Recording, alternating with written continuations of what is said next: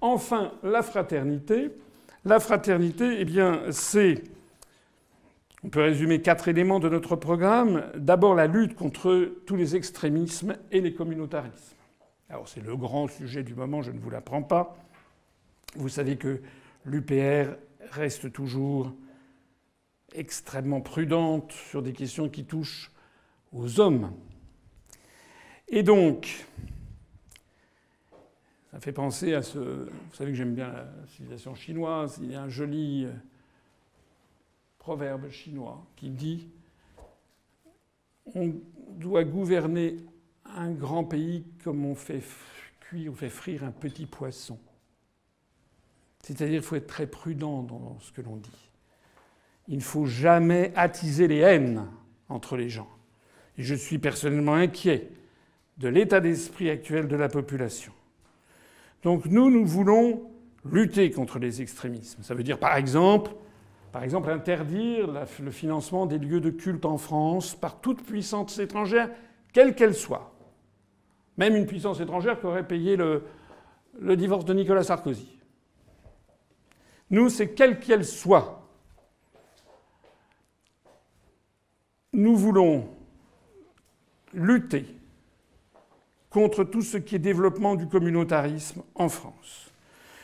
S'agissant de l'immigration, nous sortirons de l'espace Schengen. Honnêtement, comment peut-on vouloir réglementer l'immigration, ce que souhaitent, d'après les sondages, 70-75% de la population, si on reste dans l'espace Schengen? Je rappelle par exemple que les attentats qui ont eu lieu à Nice il y a quelque temps, c'était un Tunisien qui était entré frauduleusement en Italie par Lampedusa et qui était entré en France par l'espace Schengen. Pareil, je crois, pour le Tchétchène d'affaire du drame absolu de Samuel Paty. Donc il faut... Nous sortirons de l'espace Schengen, nous rétablirons donc le contrôle aux frontières. D'ailleurs, souvent, moi j'ai vu des gens qui disent « Ah, mais comment vous voulez rétablir le contrôle aux frontières ?» Je dis oui, mais d'ailleurs, c'est ce qui existe. Hein. Si vous allez aux États-Unis, à Djerba, à Moscou, Tokyo, etc., vous êtes contrôlé aux frontières. Dans tous les pays du monde, on contrôle aux frontières. La France aussi. D'ailleurs, vous avez vu que le Royaume-Uni est en train de rétablir des passeports. Qui dit contrôle aux frontières ne dit pas interdiction de circuler. La France a toujours été au centre de l'Europe occidentale, une terre où les gens entraient et sortaient, mais il y a des contrôles aux frontières. Il y a d'autres éléments que vous trouverez dans le programme. Sur l'insécurité, je dirais plusieurs choses. C'est que nous avons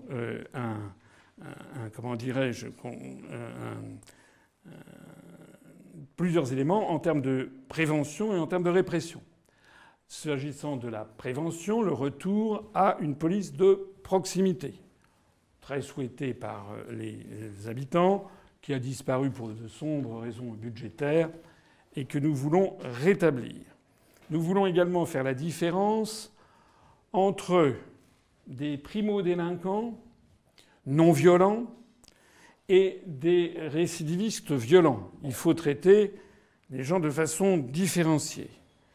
Pour les délinquants non violents, nous développerons ce qu'on appelle les TIGE, c'est les travaux d'intérêt général, que ce soit dans un cadre civil ou militaire, pour avoir une espèce de possibilité aux gens de se rédimer, la rédemption, du moins de se corriger. Voilà. Un enfant dans un milieu défavorisé, surtout si l'école n'assure plus son rôle, peut avoir ici ou là une tentation. Donc il faudra les réprimer d'une façon intelligente.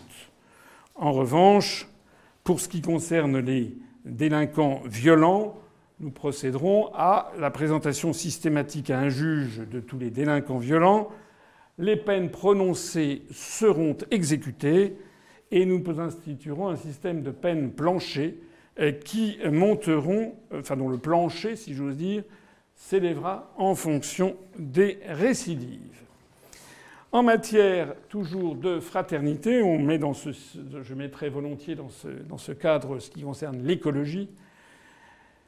Il Il faut bien choisir quelques thèmes parmi les 27, mais c'est un sujet qui préoccupe à juste titre beaucoup de nos compatriotes. L'écologie, c'est aussi une question de fraternité, parce que c'est la fraternité humaine d'abord, parce qu'il faut tous qu'ensemble que l'on empêche la planète de devenir une poubelle géante. Et puis c'est aussi un devoir vis-à-vis de nos descendants, de nos enfants, de nos petits-enfants.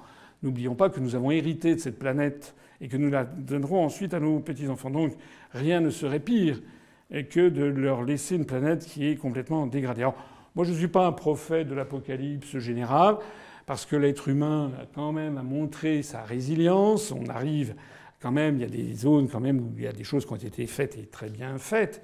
En matière d'écologie, je sais pas, j'ai une idée qui me traverse l'esprit, mais c'est pas tout à fait de l'écologie, mais quand même, c'est tout ce qui concerne l'aménagement du territoire. En France, par exemple, le Conservatoire du littoral est vraiment une institution à préserver, à renforcer. Quand vous circulez en Europe et dans le monde, mais en Europe en particulier, ou dans tout le bassin méditerranéen, vous découvrez que c'est en France que les littoraux sont les mieux protégés. Vous avez des hectares, des dizaines de kilomètres de côtes qui sont restés vierges, comme je pense notamment à la Bretagne, ou même dans certains coins de la Méditerranée. Allez dans d'autres pays méditerranéens, vous verrez que tout a été bétonné. Mais je voudrais dire ici, en matière d'écologie, quelque chose qui me paraît très important. C'est que pour ce qui me concerne, l'Europe et l'écologie sont absolument antinomiques. Et pourquoi donc ?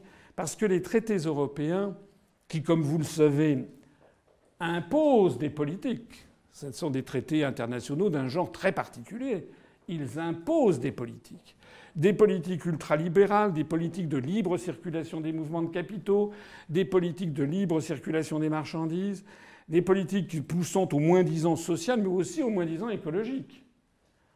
On le voit bien d'ailleurs, les pénuries qui nous arrivent là en ce moment, c'est bien parce que l'appareil productif de beaucoup de pays, notamment en France, ça a été transféré en Chine, par exemple. On se dit, va-t-on avoir des jouets pour Noël ? Ben oui, si on n'avait pas tout transféré en Chine. D'ailleurs, si vous allez dans des trucs style Toys R Us, je crois qu'ils ont fait faillite d'ailleurs. Une fois j'étais allé, j'avais regardé, il y a 95% des productions, c'était made in China. Donc si on fait tout fabriquer à 14 000 km de chez soi, on fait une noria d'avions, de supertankers, etc., etc. On émet des gaz à effet de serre, on produit dans des pays comme la Chine où les protections écologiques et environnementales sont des plus faibles, etc., etc. Donc tout ceci est contraire. C'est la raison pour laquelle nous voulons faire une relocalisation, autant que faire se peut, des productions industrielles. Alors, je disais ça il y a 5 ans, tout le monde me brocardait. Maintenant, même M. Macron le dit. Donc il faut relocaliser. C'est la nouvelle, c'est la saison automne-hiver 2021 de M. Macron et qui nous sort ça. Sauf que, bien entendu, tout ça n'a aucun sens puisqu'on ne se donne pas les moyens de relocaliser, en effet, les productions industrielles.